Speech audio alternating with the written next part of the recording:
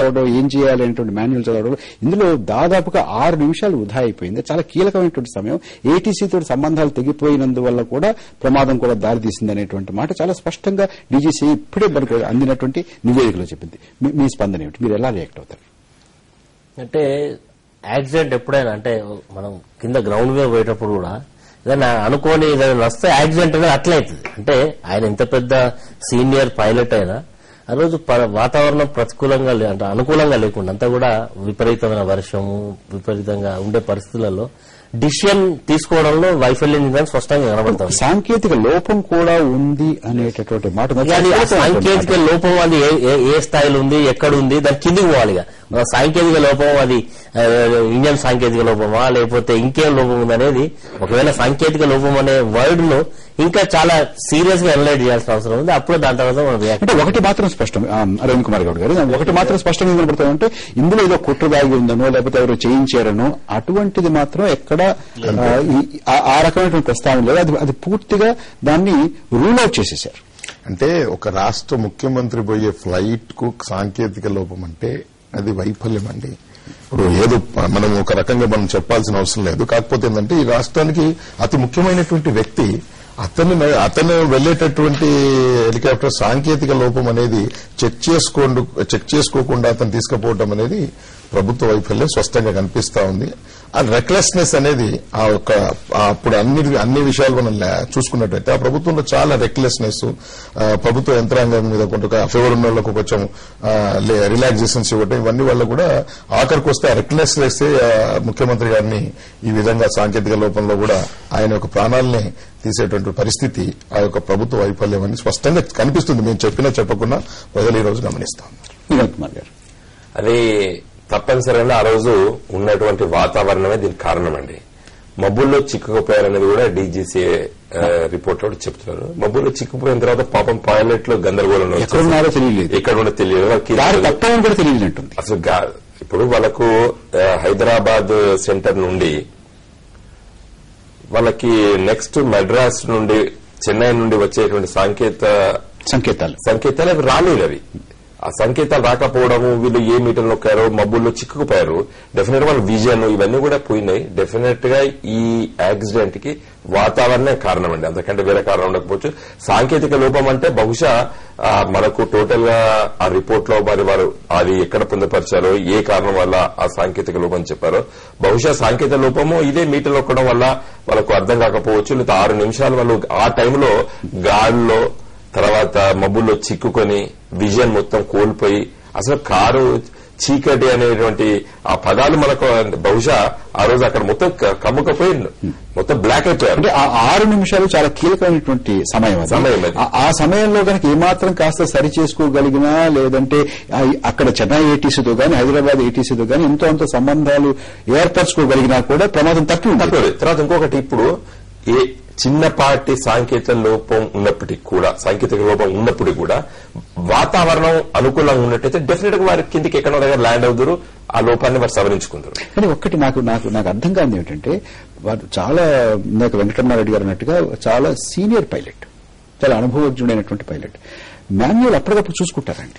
ఇప్పుడు మన రమణారెడ్డి గారు చెప్పిన సీనియర్ పైలట్ గురించి కానీ ఇంతకుముందు అరవింద్ గౌడ్ గారు చెప్పినప్పుడు ఆ రోజు బహుశా అక్కడ మనకు చుట్టుపక్కల ఉన్నటువంటి వాళ్ళు చెప్పే విషయాలు ఏంటంటే, రాజశేఖర రెడ్డి గారు డెఫినెట్ గా పోవాలనేటువంటి దృఢ నిశ్చయంతోనే ఆ రోజు వెళ్లడం జరిగిందనేది కూడా చెప్తున్నారు.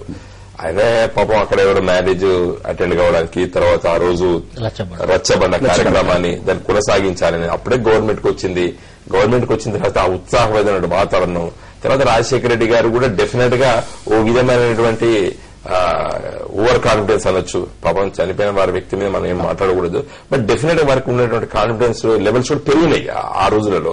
కాబట్టి పోదాం పావా అని చెప్పొచ్చు.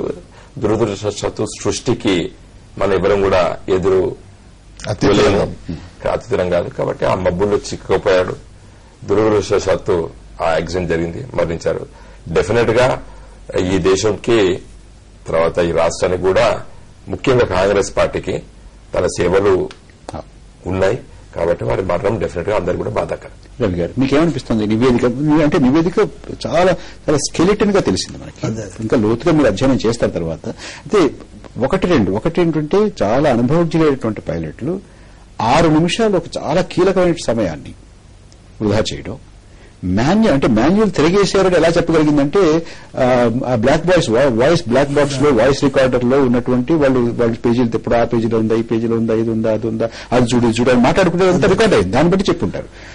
అంత అనుభవించినటువంటి పైలట్ ఒక సాంకేతిక లోపం అప్పటికప్పుడు వచ్చిందా, అంత ముందే వచ్చిందా, వాళ్ళకి అనుకోలేకపోయారు, అది అలా ఉన్నా కూడా వచ్చిన తర్వాత ఏదేదో మీటర్ నొక్కారనడం, అక్కడ అప్పటికప్పుడు మళ్ళీ కాస్త చర్చ చేసి ఒక నిస్సహాయ పరిస్థితిలో వాళ్ళు వ్యవహరించినట్టుగా ఒక విధమైనటువంటి గందరగోళానికి గజిబిజికి గురై ప్యానిక్ అంటుంది. మన ప్యానిక్ గా వాళ్ళు వ్యవహరించినట్టు కనిపిస్తుంది. ఏమీ అగమ్య గోచరంగా ఉన్నప్పుడు ఇంకా అలా చేయటం అనేది జరుగుతూ ఉండొచ్చు. కానీ ఆ నివేదిక ఇప్పటికైనా రావడం చాలా మంచి విషయం. దురదృష్టకరంగా అందరూ బాధపడ్డారు రాజశేఖర రెడ్డి గారి మరణం. నేను ఆ రోజు కూడా ఇక్కడే స్టూడియోలో రాత్రి ఉదయం కూడా చర్చలో పాల్గొన్నాను. ఇప్పటికైనా కానీ నివేదిక ఇంకా త్వరగా ఉన్నంతలో ఆధారాలు చెప్పుకుంటే బాగున్నది. ఇప్పటికైనా ఇది రావడం వల్ల అపోహలు, ఆధారరహితమైనటువంటి అనుమానాలు కొంత తొలగడానికి దోహదపడితే చాలా మంచిది. రెండవది, భవిష్యత్తులో అయినా మన నాయకులకు సంబంధించి మనం ఇప్పుడు హెలికాప్టర్లు ఇబ్బడి ముబ్బడిగా వాడుతున్నాము, ఈవెన్ వ్యక్తులు కూడా వాడుతున్నారు. అందుకని తప్పనిసరిగా తీసుకోవాల్సిన జాగ్రత్తలు ఏంటి అనేది మనకి ఘటనలో చాలా గుణపాఠం. రెండోది, భరోసా మీద మనం వాతావరణానికి ఎదురు వెళ్ళటం. మనిషి ఇంకా వాతావరణాన్ని పూర్తిగా జయించలేదు. మొన్న భూకంపం వచ్చినా ఇంకోటి వచ్చినా వాతావరణం ఇంకా అనేక సందర్భాల్లో పైచేయి అవుతుంది. ఈ జాగ్రత్తలన్నీ తప్పకుండా పాటించాలనే విషయం ఒకటి అర్థమవుతుంది. అలాగే తర్వాత జరిగినటువంటి పరిణామాలు చూస్తే కూడా ఈ తర్వాత కుట్ర మీద కూడా చాలా చర్చ జరుగుతూ వచ్చింది. నేను కూడా ఒకసారి నాకు ఫోన్ కూడా చేశారు ఆ రోజు. అందువల్ల మొన్న జరిగింది మరీ దురదృష్టకరమైన ఘటన. అందుకని ఇప్పటికైనా ఇది రావడానికి సమయం పట్టింది. ఇప్పటికైనా త్వరితం దీన్ని చేయొచ్చు. సాంకేతిక లోపం అనేదేమో కొంచెం అస్పష్టంగా ఉంది. సాంకేతిక లోపం అక్కడ వాతావరణ ప్రతికూల ప్రభావం వల్ల అప్పటికప్పుడు ఉత్పన్నమైందా, చూసుకోలేదా కీలకమైన ప్రశ్న. అది బయలుదేరినప్పుడు ఉందా, అక్కడ ఉత్పన్నమైందా, లేదా రకరకాలుగా దాన్ని సరిగ్గా వాడకపోవడం వల్ల లేదా అనేక అంశాల వల్ల వచ్చిందా, దాని స్వభావం ఏంటి? బహుశా పూర్తి నివేదిక వచ్చిన తర్వాత మనకు ఈ విషయాలన్నీ స్పష్టం కావచ్చు. కానీ ఆ రోజున గాని తర్వాత గాని ఆ హెలికాప్టర్ సంస్థ వ్యవహరించిన తీరు చూస్తే, తర్వాత కూడా రోసయ్య గారు ముఖ్యమంత్రి అయ్యాక కూడా అలాగే చేశారు. బాధ్యతారాహిత్యం, ఒక విధమైనటువంటి నిర్లక్ష్యం, ఊడుగట్టుకు తర్వాత వెళ్లాలంటే ఒక గంట సేపు ఆయన చేయాల్సి వచ్చింది. సంస్థ కాబట్టి ఈ అధికారపరమైన అలసత్వం అనేది లేకుండా చూడటం. కానీ మనం మిగతా విషయాల్లో ఎంత విభేదించినా సాంకేతిక అంశాలు సరిగ్గా చూసుకోవాలన్నంత ఇంత ఆంధ్రప్రదేశ్ కానీ అక్కడ ఉన్నటువంటి సెక్యూరిటీ ఆఫీసర్ ప్రాణం కానీ ఇంత పెద్ద రాష్ట్రంలో మనం సాంకేతిక అంశాలు పకడ్బందీగా చూసుకోగలిగిన సామర్థ్యము, ఆ మాత్రం సంపద మనకున్నాయి.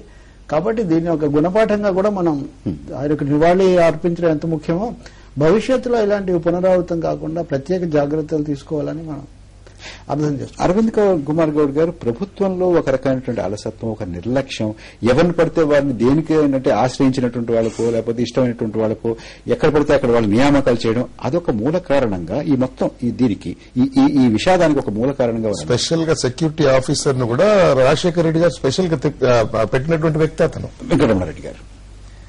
ఇప్పుడు అంటే సరే, ఇవన్నీ కూడా ఏదైనా ప్రమాదం జరిగినప్పుడే విమర్శించండి కదా, ప్రమాదం జరిగినప్పుడే ఇవన్నీ కూడా విషయాలు బయటకు వస్తాయి. ఇప్పుడు కూడా మనం మంచి ఇంటెన్షన్తో ఉన్నప్పుడు ఎవరో చెప్తారో ఏదో చేస్తుంటాం. కానీ ఇట్లాంటి ఒక కీలకమైనటువంటి వ్యవస్థను, అంటే మనం గాలిలో లేచిన హెలికాప్టర్ లేచినట్టే మన ప్రాణాలన్నీ గాలిలోనే ఉంటాయి. అంటే అలాంటి దానిపైన కూడా చాలా స్పష్టంగా సాంకేతిక అన్ని చెక్ చేసుకోవాలి. మన కారు ఎక్కడికైనా లాంగ్ జర్నీ పోతేనే టైర్ బాగుందా, డీజిల్ ఉందా, నీళ్లు ఉన్నాయా అన్ని చూసుకుంటాం. ఒకటికి 4 సార్లు చెక్ చేసుకుంటాం. ఒక 500 కిలోమీటర్లు 300 కిలోమీటర్లు పోవాలంటే అన్ని చూసుకుని ఓకే అన్నాకనే డ్రైవర్ అన్నాకనే ఎక్కుతాం. అదే పరిస్థితిలో హెలికాప్టర్ లేస్తే గాల్లో మన ప్రాణాలు ఎవరైనా. ఆ పరిస్థితులలో వైఫల్యం చెందడం, దానిపైన సమగ్రంగా మరి అసెస్మెంట్ చేసుకోలేకపోవడం, ఒకవేళ నిజంగా ఆ రోజు వాతావరణం అనుకోలేకపోతే పైలట్ డినై చేయాల్సి ఉంటుంది. ఇది ఈ సమస్యలో నేను హెలికాప్టర్ నడపలేను ఎందుకంటే వాతావరణం బాగాలేదు, బాగా విపరీతం పైలట్ కాదు అని అంటే ఎక్కడానికి ఎవరికి కూడా అధికారం స్పష్టం. అరవింద్ గారు మీరే చెప్పుతున్నారు. అంటే మేము అనేది ఏంటంటే అలసత్యము, ఇంకోటి ఏంటంటే మన వాళ్ళు అన్నట్టు క్షమించేసేయటం, పర్వాలేదు అనుకోవటం, అది కూడా ఒక రకమైనటువంటి ప్రభుత్వంలో నిర్లక్ష్యము. పర్లేదులే మనోడే కదా, ఏదో తప్పు చేశాడు. అది మనం చేసేటటువంటి ఒక సిస్టమ్ లో ఒక యంత్రాంగం నడుపుతున్నట్టు, ఒక ప్రభుత్వం నడుపుతున్నప్పుడు సిస్టాన్ని కరెక్ట్ పెట్టుకోవాలి. స్ట్రిక్ట్ ఉండాల్సిన అవసరం ఉంది. అక్కడ ఉన్నటువంటి ఇప్పుడు మొత్తం ప్రజలందరూ కూడా ఈ విషయాల గురించి ఈ విషయం కాదు, ఏ విషయమైనా ఈ విషయాల గురించి మనం నేర్చుకోవాలి. మనం చర్చ ముగించుకుందాం. రవి గారు, వినోద్ కుమార్ గారు, అరవింద్ కుమార్ గౌడ్ గారు, వెంకటరమణారెడ్డి గారు మా స్టూడియోకి వచ్చి మీ విలువైన అభిప్రాయాలు మాకు తెలియజేసినందుకు మీకు ధన్యవాదాలు. అలాగే మనతో చర్చలో పాల్గొన్నటువంటి విద్యార్థి నాయకులు కిషన్ రావు గారికి కూడా కృతజ్ఞతలు. నమస్తే ఆంధ్రప్రదేశ్.